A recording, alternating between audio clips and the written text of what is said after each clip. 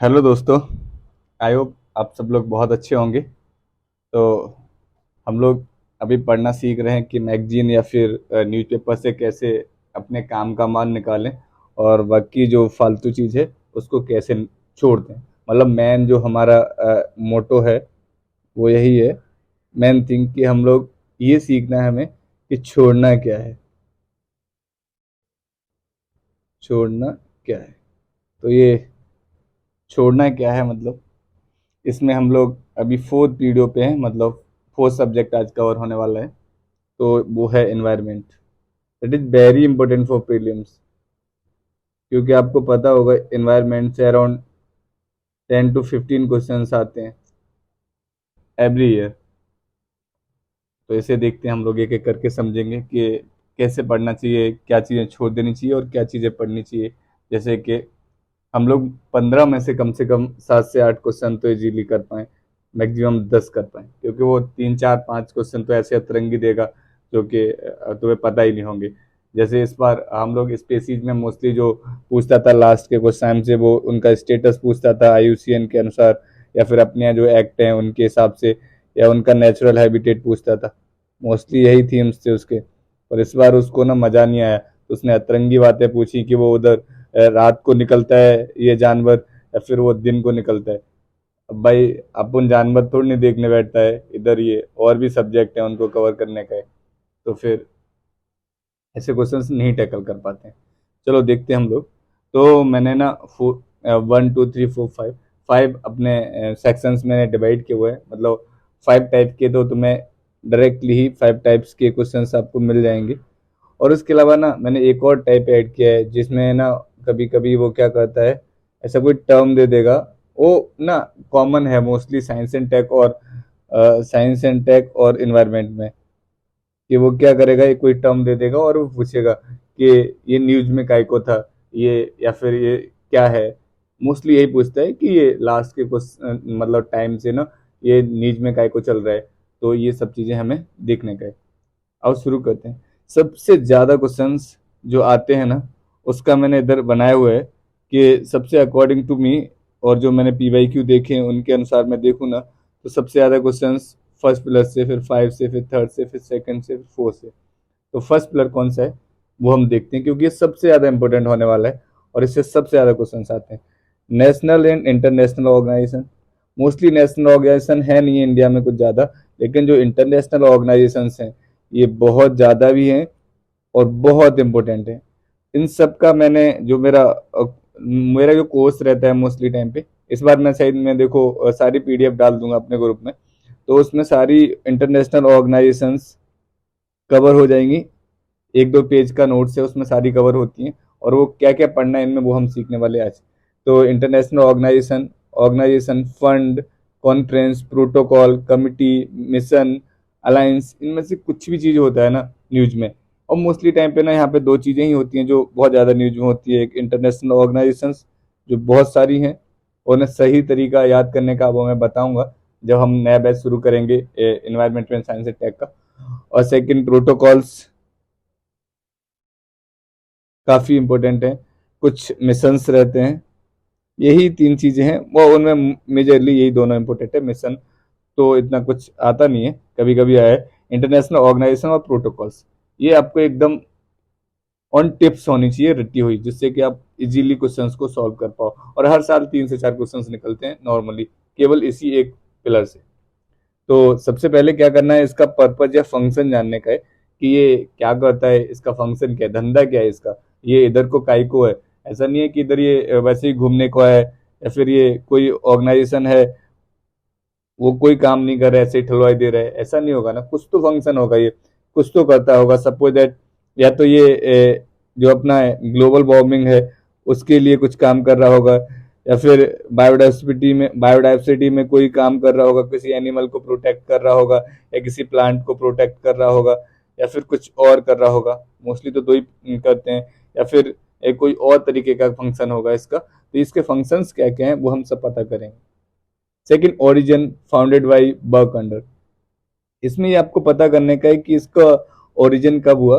वैसे mostly time पे आप देखोगे कि ये जो ओरिजिन है वो अभी नहीं पूछा गया, लेकिन फिर हमें पता होना चाहिए। जैसे हम यूपीएससी नहीं पीएससी देते हैं, जब भी जितने भी पब्लिक सर्विस कमीशन है स्टेट के, तो स्टेट पीएससी में क्या है ना, कभी कभी वो डेट पूछ लेता है।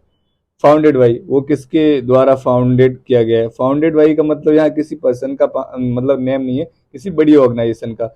यूएन है, यूएन ने किया है, या फिर कौन है, यूनेप है, कौन सी ऑर्गेनाइजेशन है जिसने इसे फाउंड किया है, या फिर वो उसके अंडर काम करता है।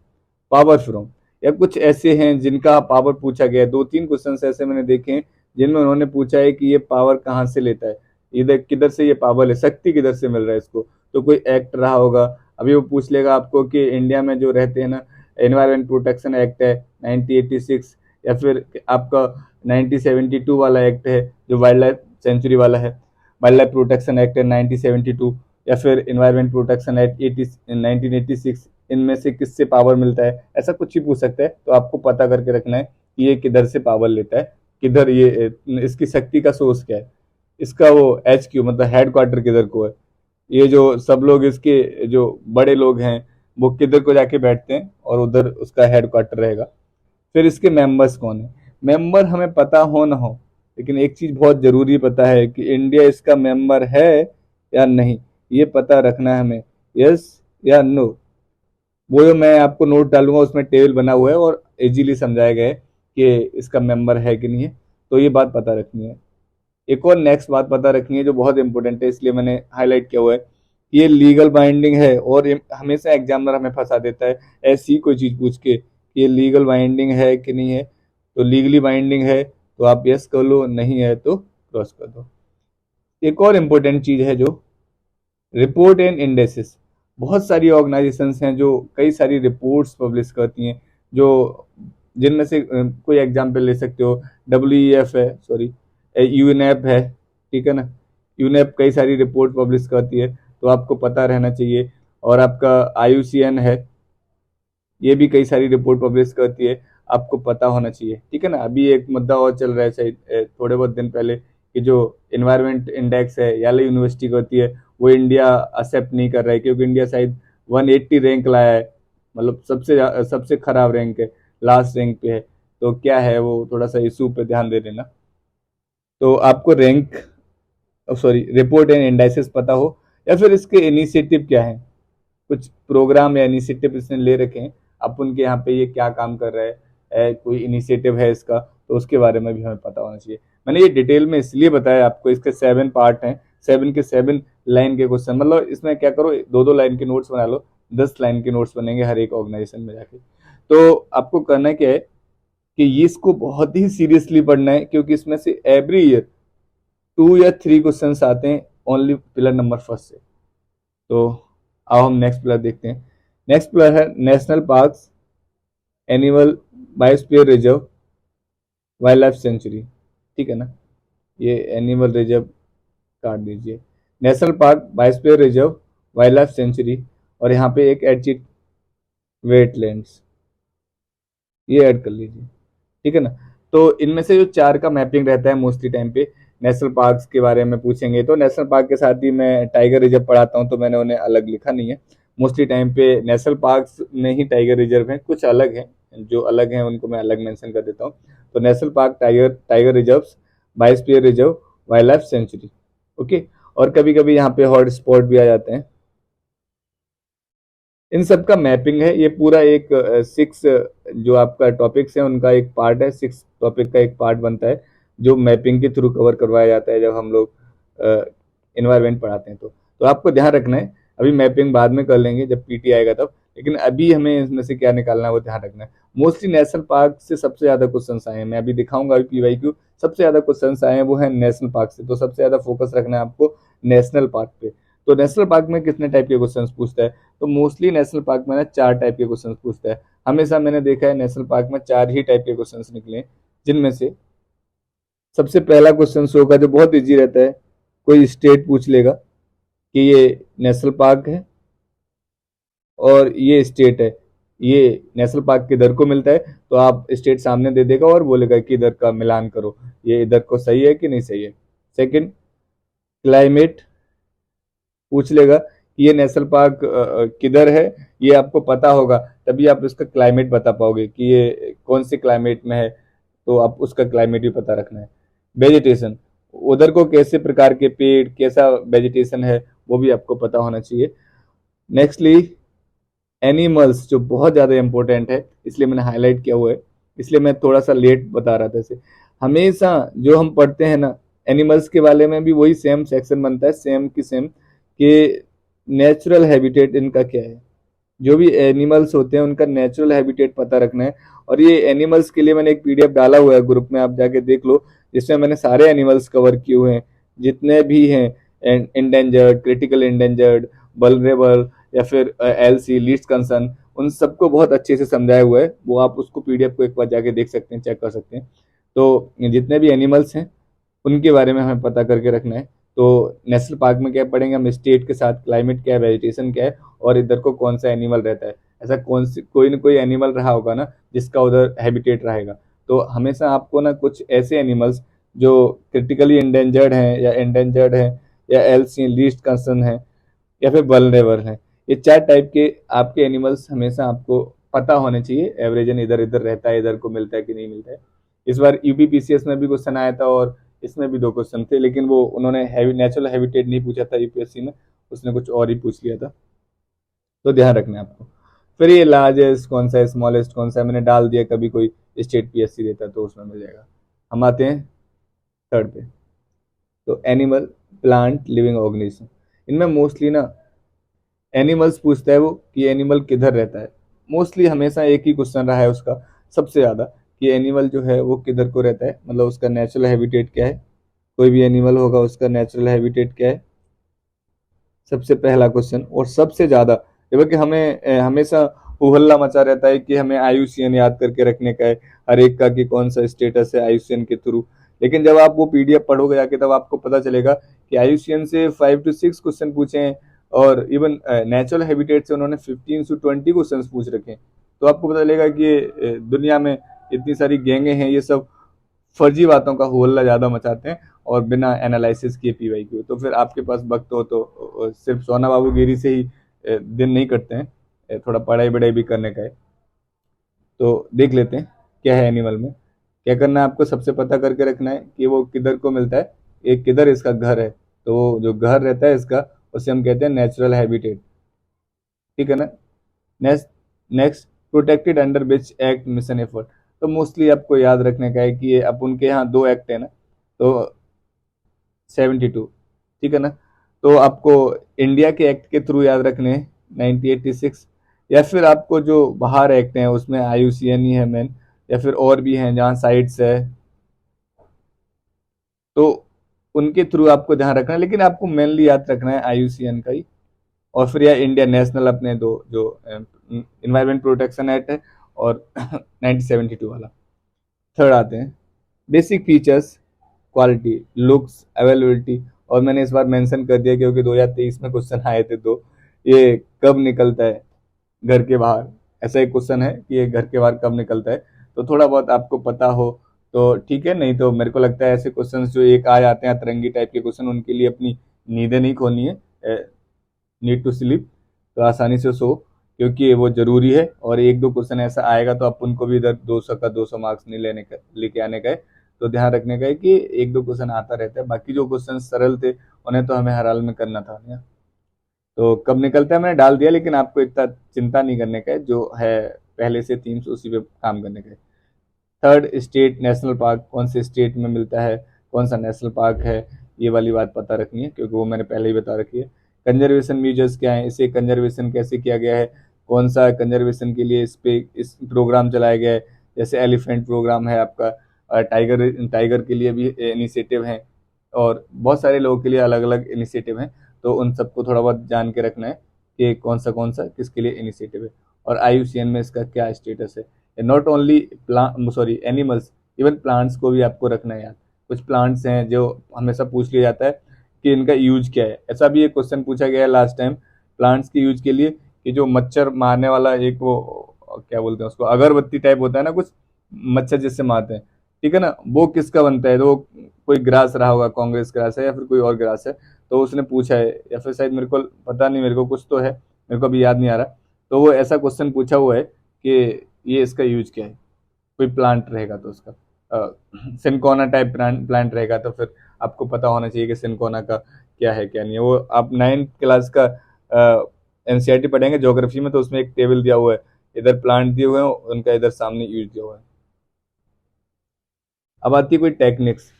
मोस्टली मैंने स्ट्रिप की वजह से ये कॉलम चूज किया है कि जो टाइगर्स को काउंटिंग के लिए दो तीन तकनीकी यूज की जाती हैं, उनमें से एक तकनीक स्ट्रिप पूछी गई थी शायद 2019 या 20 में, तो इसकी वजह से मैंने कर दिया। तो बेसिकली आपको पता हो, इतना इंपॉर्टेंट नहीं है कि ये क्या है, इसका एडवांटेज क्या है, एप्लीकेशन क्या है। नेक्स्ट एक और इम्पोर्टेंट पोर्शन है जिसमें है पॉल्यूशन।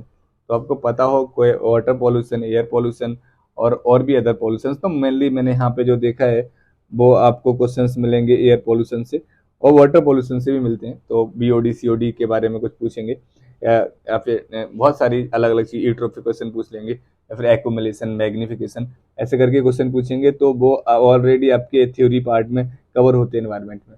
तो सबसे ज़्यादा बच जाता है वो आपका एयर पॉल्यूशन ही बचता है। इसलिए आपको पता होना चाहिए कि ये रूल्स क्या हैं इसके लिए, ठीक है ना। टर्म्स कोई उससे रिलेटेड आ जाता है, कोई इंडेक्स आ जाता है उससे रिलेटेड। एक बार एक क्वेश्चन पूछा भी गया है कि जो national size national air index है या फिर कोई इंडेक्स है, उसमें पूछा था कि कौन सा गैसेस हैं जो इंक्लूडेड हैं। ओके, तो आपको पता रखना है कोई टर्म्स उससे रिलेटेड हो तो, और उसका कौन सा सॉल्यूशन क्या है, उसको मतलब ओवरकम करने के लिए पॉल्यूशन को क्या क्या तकनीकी यूज की जा रही है, या फिर कोई नई इजाद की गई है कोई चीज़, या फिर कोई तकनीकी उस नई जो आविष्कार हुआ है उसके लिए क्या है, या फिर इन पॉल्यूशंस का इम्पैक्ट क्या है। इम्पैक्ट तो सबको पता है, एयर पॉल्यूशन होगा तो फिर एक इसका बहुत इंपॉर्टेंट इम्पैक्ट पड़ता है एयर पॉल्यूशन के लिए, जिसपे 2 से 3 बार क्वेश्चन आ रखा है। एसिड रेन 2022 में भी क्वेश्चन था, उससे पहले शायद 2013 में क्वेश्चन था एसिड रेन पे। तो वो एयर पॉल्यूशन का ही इम्पैक्ट है। अब कैसे इम्पैक्ट है वो आपको पता होगा कि NOx प्लस SOx दोनों मिलते हैं पानी के साथ में, तो फिर वो कैसे बनाते हैं वो हम लोग इधर पढ़ने में थे नहीं है, सिर्फ हम लोग एनालिसिस करने आए। तो एनालिसिस करते हैं, पढ़ेंगे तब जब लेक्चर चलेगा। तो ओके, तो ये सारी बात समझ में आगे होगी। मैं एक जल्दी से कोई न्यूज़ बता देता हूँ, बाकी उसके बाद हम लोग खत्म करते हैं, ज़्यादा लंबा हो जाता है फिर लेक्चर। तो एक और मैंने ये बताया था अकॉर्डिंग टू इम्पोर्टेंस कौन सा पिलर कब से पढ़ना है, फर्स्ट, 5, थर्ड, 2, 4। अब मैंने एक और चीज़ बताई थी, शायद जो लोग जानते हैं नहीं जानते हैं उनके लिए, कि जैसे बहुत सारा है ना कीवर्ड्स मिलता है, तो ऐसे एक टेबल बना लेने का है गूगल सीट पे जाके, जो बिल्कुल फ्री है। आप अपने गूगल खोलें और उस पर सीट बनता है कि कोई कीवर्ड है या टर्म है, उसको यहाँ मेंशन कर लें, ठीक है ना। व्हाट इज इट, इतना ही जानना उसके बारे में कि ये क्या है, बेसिक नॉलेज। और वो काय को न्यूज में था या फिर उसका कोई लोकेशन है तो पता करते हैं। ऐसे देखो मैं 2-3 एग्जाम्पल भी लेके आया हूँ जिससे आपको इजीली समझ में आ जाएगा। जैसे मियावाकी मेथड 2022 में क्वेश्चन पूछा गया था कि ये Miyawaki method well known for the, एक टर्म था जो न्यूज में था 2-3 साल पहले, उस टाइम नहीं न्यूज में था, 2-3 साल पहले न्यूज में था, या फिर कभी कोई खोपचे में लिख दिया होगा कहीं कॉर्नर में। तो मियावाकी क्या था मेथड, बस इतना पूछ रहा है कि ये क्या है। ओके, तो आपको पता होगा कि ये क्या है, तो आप आसानी से लिख सकते हैं, creation of mini forest in urban areas.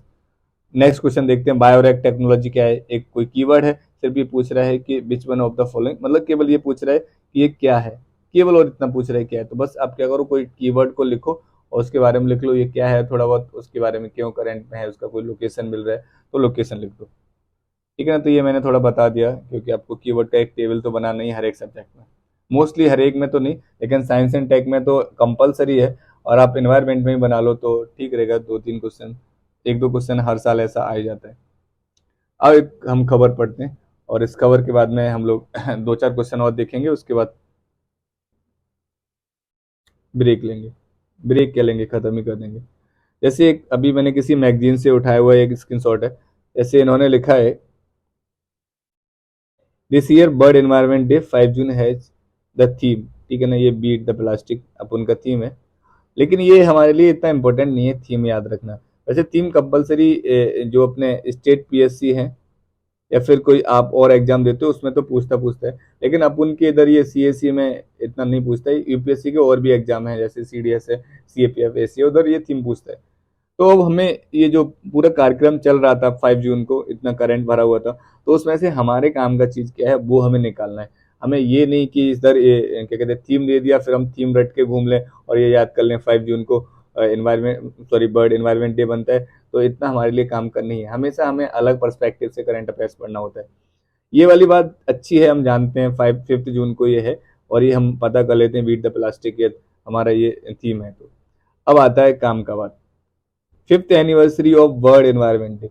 जब भी कहीं पे भी 10th, 20th, 25th, 50, 100 ऐसा कुछ भी आता है तो वो हमेशा उस ईयर के लिए ना मोस्ट इंपोर्टेंट हो जाता है। ये ध्यान रखना है आपको, कभी भी ऐसी किसी की भी एनिवर्सरी आती है। इसलिए मैंने ये एग्जाम्पल लिया कि 50th एनिवर्सरी हुई है वर्ल्ड एनवायरमेंट डे की। तो अब इसके बारे में हमें क्या पढ़ना चाहिए, तो हम अब वो शुरू करते हैं। As a UPSC CSC aspirant हमें सबसे पहले पता होना चाहिए कि ये जो अपना वर्ल्ड एनवायरमेंट डे है ये कौन सेलिब्रेट करवाता है। तो आपको पता चलेगा कि ये led by UNEP, United Nation Environment Programme. तो ये यूनेप का प्रोग्राम है, ये हमारे काम का चीज़ है। ये ऑर्गेनाइजेशन मिल गया हमें, इंटरनेशनल ऑर्गेनाइजेशन, और वो क्या है, यूनेप। अब ये यूनेप का प्रोग्राम है, और ये कब शुरू हुआ था, 1973 में। और ये जनरल असेंबली ड्यूरिंग हिस्टोरिक 90, और ये यूनेप बना कब है, शायद ये पता चलेगा जब आप पढ़ोगे। 1972 में जो स्टॉकहोम कॉन्फ्रेंस हुआ था उसमें निकला था। Human environment consider first conference, ठीक है ना, ये जो है वो आप बाद में पढ़ लेना। तो हम काम की बात पे आते हैं। जब ऐसा कोई खबर आया ना तो इंडेक्स उसका, और इंडेक्स कौन पब्लिश करता है ये तो हमें जानना है, क्योंकि ये तो ऐसे क्वेश्चन निकल जाते हैं। अभी रिसेंटली नहीं आ रहे हैं, लेकिन 2-3 साल पहले निकलते थे। लेकिन हमें ये डे वाला कोई ज़्यादा दिखा नहीं है। एक 2020 में दिखा था जिसमें उसने मदर्स लैंग्वेज करके कोई डे पूछा था, वो 21 फरवरी होता है। वो उस टाइम पे इसलिए वो, क्योंकि वो बांग्लादेश में इशू चल रहा था और बांग्लादेश की वजह से ही वो बना हुआ था, तो वो करंट में था इसलिए पूछ लिया था उन्होंने। तो याद रखना है आपको, ज़्यादा डेज पे फोकस नहीं रखना है, क्योंकि वो स्टैटिक चीज़ रहती है और आप उनको इधर एग्जाम में स्टैटिक चीज़ ज़्यादा नहीं पूछते हो। लेकिन थीम पता रहे तो कोई बात नहीं। अब हम जानते हैं यूनेप के बारे में। तो यूनेप के बारे में हमें क्या क्या पढ़ना चाहिए, हमें एक मिल गया। और ये हमें इंपॉर्टेंट क्यों, क्योंकि 50th एनिवर्सरी है वर्ल्ड एनवायरनमेंट डे की, तो इसका थीम और ये थोड़ा बहुत इसके बारे में जानना जरूरी है। इसका पर्पज क्या है यूनेप का, ये क्या चाहता है, इसका एम क्या है, फंक्शन क्या है, कुछ भी लिख सकते हो। फंक्शन क्या है, ये चाहता क्या है करना, या फिर कर क्या रहा है। ओरिजिन क्या हुआ था, आपको पता चल गया होगा ना, मैंने बताया ना, स्टॉकहोम के टाइम पे 1972 में इसका ओरिजिन हो गया था। फाउंडेड बाई वो यही है, बर्क अंडर, तो आपको पता है। और हेडक्वार्टर किधर को है इसका, इंडिया इसका मेंबर है कि नहीं, लीगल बाइंडिंग है कि नहीं है, इसकी रिपोर्ट्स इंडाइसिस याद करने हैं आपको। इसका कोई प्रोग्राम, अब एक प्रोग्राम तो इधर ही दिख रहा है आपको, वर्ल्ड एनवायरनमेंट डे का एक प्रोग्राम चला रही है। तो ये सारी बातें इधर से पढ़नी है, तो आपको समझ में आ गया होगा कि हमें माल अंदर से कैसे निकालना है। ओके, लेट्स बढ़ते हैं। इससे बहुत सारे क्वेश्चन आए हुए हैं ऑर्गेनाइजेशन से देखे जाएं, तो मैंने इधर लिख दिए हैं, आप देख लेना एक बार। ग्रीन क्लाइमेट फंड जो किससे रिलेटेड है, तो इसने पूछा है कि ये क्या है और किससे रिलेटेड है थोड़ा सा। Rio 20 conference often in news क्या है, सिर्फ इतना पूछा गया है। Which one of the following issue control and facing the use of ozone depletion पे क्वेश्चन पूछा गया है, तो आपको पता होगा कि मॉन्ट्रियल प्रोटोकॉल है। या फिर इसके अलावा और भी है एक, तो वो आप कमेंट में लिख के मेरे को बताना कि और कौन सा ओजोन पे है। टोटो वेटो कुछ है ऐसा करके, आप बता देना, मैं फिर बता दूंगा नेक्स्ट टाइम। नेक्स्ट आते हैं हम लोग नेशनल पार्क पे। नेशनल पार्क से जो क्वेश्चंस आए हैं वो मैंने 2-4 क्वेश्चंस ही लिए, ज़्यादा नहीं लिए। जैसे एक सिंपली है, क्लाइमेट के बारे में पूछा है कि ट्रॉपिकल टू सब ट्रॉपिकल टेम्परेट कौन सा है, ऐसा उसका नाम बताना है। रिसेंटली ये पूछ रहा है, recently by the proposal translocate the lions from there natural habitat in Gujarat. Okay, Gujarat से किधर कोई ये लॉयन वन को ट्रांसलोकेट किया, तो आपको पता होगा। इंडियन नेशनल डेजर्ट पार्क, ये 2020 में आया था और ये बहुत सरल क्वेश्चन था, मतलब बहुत इजी था, लेकिन लोगों को बहुत टफ लग रहा था। जैसे इसमें ना देखो कितना एक्सट्रीम सब लिखा हुआ है, there is no human habitat inside the park. अरे भाई, कोई तो रहता होगा उस पार्क में उसकी देखभाल करने के लिए, ऐसा कैसे हो सकता है कि नो ह्यूमन हैबिटेशन नहीं होगा उधर, कोई तो रहेगा, एक दो आदमी, इतना एक्सट्रीम नहीं होना चाहिए। अब ये दो गलत हो गया, दो गलत हो गया, दो गलत हो गया, दो सिंपली क्वेश्चन हो गया। ओके, तो आपका ये हो गया। बाकी मैंने एनिमल्स पे भी क्वेश्चन दिए हुए हैं, जैसे डोकॉन्ग के बारे में क्वेश्चन पूछा गया है, ग्रेट इंडियन हॉर्नबिल के बारे में पूछा गया है, रेड सेंडर। हाँ, रेड सेंडर के लिए मैंने बोला था ना, लाल चंदन रहता है जो, ये चंदन के लिए वो पुष्पा मूवी, फिर वो कैसे चंदन की चोरी करता है, उसके ऊपर मैंने शायद एक अपने ग्रुप में डाला हुआ भी है कि चंदन से रिलेटेड कितने क्वेश्चन हैं, क्योंकि इस बार न्यूज में था तो मैंने पीटी से पहले डाला हुआ था ये, कि चंदन का कौन सा क्वेश्चन बन सकता है, और कितने शायद 3-4 क्वेश्चन ऑलरेडी यूपीएससी पूछ चुका है। तो आप जाके उधर देख लेना। और मैंने यही बताया हुआ है कि पुष्पा में पुष्पा से हम लोग कैसे ये चंदन के बारे में याद कर सकते हैं, उसके ट्रिक पे क्या लिखा हुआ है और क्या क्या ठीक है। बाकी मैंने पॉल्यूशन के क्वेश्चन नहीं ऐड किए इस बार, क्योंकि मैं चाहता था खुद भी आप जाके थोड़ा बहुत देखें, क्योंकि जो लोग पढ़ना नहीं चाहते हैं तो वो तो पढ़ेंगे ही नहीं। मैं ये वीडियो सिर्फ एक या दो बच्चे के लिए बना रहा हूँ जो कि सिंसियरली पढ़ना चाहता है और बहुत ज़्यादा सीरियस है। ओके, ठीक है भाई। जय हिंद, जय भारत।